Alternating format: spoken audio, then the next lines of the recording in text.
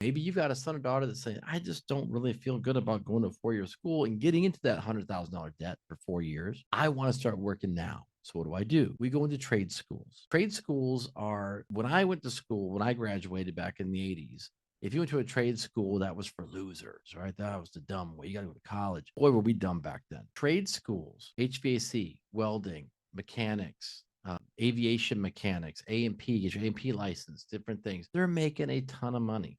They start out usually right now, again, statistically, $45,000 to $60,000 a year.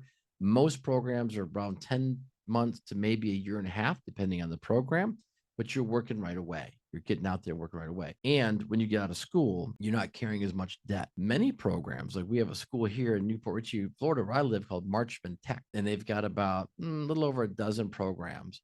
One of those is welding.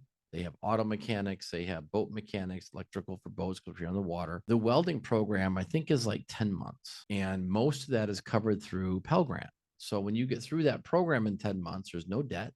You've got your certifications, you're ready to go to work. Now, someplace like Marchman, they're working with local employers. Many schools do, but Marchman does, so they can help you kind of find some employment, different places to go. So again, you're 18, 19 years old. You spent 10 months, 11 months in this welding program. You're really fine tuning yourself, and you find a local job or you get in a local union or whatever it may be, and you're making adult money. You're making good money. I know guys right now that have their A&P license. They're working in aircrafts or working on jets. They're 22, 23 years old. They're making incredible money.